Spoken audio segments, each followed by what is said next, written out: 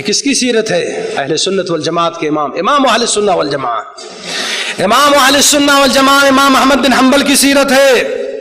امام احمد بن حنبل کون ہے؟ تھوڑا سا آپ کو بتا دو۔ ابو زرعہ کہتے ہیں کہ امام احمد بن حنبل کے جنازے میں 2.5 ملین لوگ تھے۔ ان کے نماز جنازہ میں کتنے لوگ تھے؟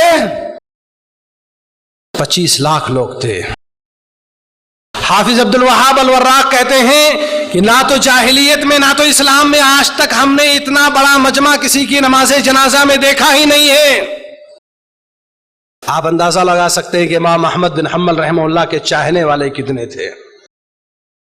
لیکن یہ مجمع کہاں تھا اس دن جب امام احمد بن حنبل رحمہ اللہ کو خلق قرآن کے مسئلے میں کوڑوں سے مارا جاتا تھا۔ ایسے کوڑوں سے ان کو مارا جاتا تھا کہ اگر مضبوط ہاتھی پر بھی اس کو مارا جائے تو وہ مضبوط ہاتھی بھی چنگھاڑ مار کر کے بھاگ جاتا تھا۔ اتنے چاہنے والے لوگ جس امام کے ہیں، اور بادشاہ وقت ان کو مروا رہا ہے، ان کو جیل میں ڈال رہا ہے، لیکن انہوں نے اپنی اس مسئلے کی خاطر جو شرعی مسئلہ ہے خلق قرآن، وہ کہتا تھا قرآن مخلوق ہے، امام احمد بن حنبل کہتے تھے اللہ کا کلام ہے، یہ مخلوق نہیں ہے، وہ اور مارتا تھا، کہتے تھے توبہ کرو، کہتے تھے نہیں اس کے خلاف نہیں ہے۔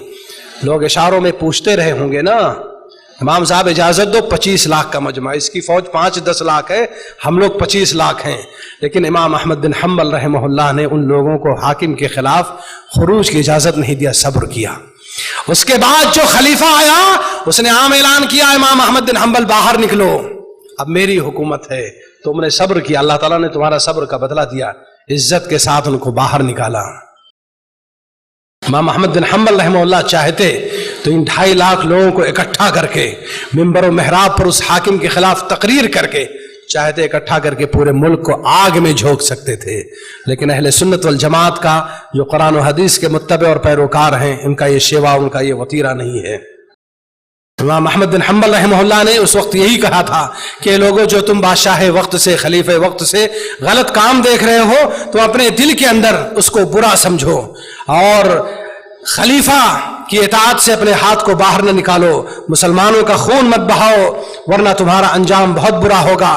ایک دن آئے گا کہ نیک لوگ جو ہے حتی یستریح بر و یستریح من فاجر، کہ نیک لوگ جو ہے ایک فاجر و فاسق آدمی سے پناہ پا جائیں گے۔ تم صبر کرو، انشاءاللہ وہ دن آئے گا۔ یہ جو ہے سنت کے خلاف ہے۔ حاکم کے خلاف بغاوت کا نقصان کیا ہے؟ امام قرطبی رحمہ اللہ کہتے ہیں الصبر علی طاعت الامام الجائر، ظالم بادشاہ، ظالم خلیفہ کی اطاعت پر صبر کرنا یہ اس کے خلاف بغاوت سے بہتر ہے، اس لیے کہ جب آپ اس کے خلاف بغاوت کریں گے، اس کے خلاف مظاہرہ کریں گے تو جو امن و شانتی ہے آپ کے ملک میں اس میں خوف و دہشت آ جائے گا، لوگوں کا ناحق خون بہا جائے گا۔ تمہارے سماج میں جو بدقماش اور گندے لوگ ہیں، پاپی لوگ ہیں، وہ اپنے ہتھواروں سے ناحق لوگوں کا خون بہائیں گے، مسلمانوں کے گھروں پر حملہ کیا جائے گا اور زمین میں فساد برپا ہوگا۔ اس لیے ظالم امام کی اطاعت پر صبر کرنا یہ تمہارے لیے بہتر ہے۔ ابو درداء رضی اللہ تعالیٰ عنہ کہتے ہیں اول نفاق المرء طعنه علی امامہ، کیا فرمایا ابو درداء رضی اللہ عنہ نے؟ بیہقی میں یہ روایت موجود ہے، انسان کا پہلا نفاق یا نفاق کی شروعات کہاں سے ہوتی ہے؟ جس دن سے وہ اپنے حاکم کے اوپر برا بھلا اس کو کہتا ہے، اس کو گالی گلوچ دیتا ہے، اس کے عیوب کو لوگوں کے درمیان بیان کرتا ہے۔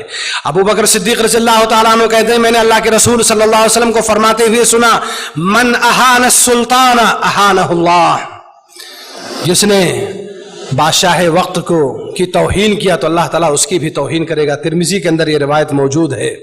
ابو اسحاق السبیعی حاکم کے خلاف بغاوت کے نقصانات میں سے بیان کرتے ما سب قوم امیرہم الا حرموا خیرہ، کہ جس قوم نے اپنے امیر کو گالی دیا تو اس کے بھلائی سے، امیر کے اندر جو بھلائی ہے اس سے محروم کر دیے جائیں گے۔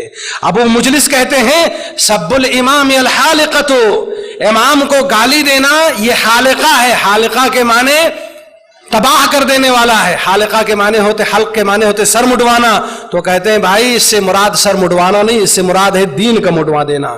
آپ امام وقت کو گالی دو گے تو ایسی صورت میں آپ کا دین ہی ختم ہو جائے گا۔ اور علامہ عبدالعزیز ابن باز رحمہ اللہ جو سعودی عرب کے سابق مفتی تھے، اللہ تعالیٰ ان پر رحم فرمائے، وہ کیا کہتے ہیں؟ لیس من منہج السلف التشہیر بعیوب الولاة.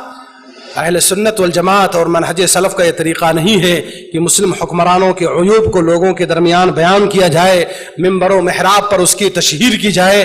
یہ اہل سنت والجماعت کا شیوا نہیں ہے میرے بھائیوں، بلکہ اہل سنت والجماعت کا شیوا یہ ہے کہ حاکم کی، وقت کے خلیفہ کی اطاعت و فرما برداری کی جائے.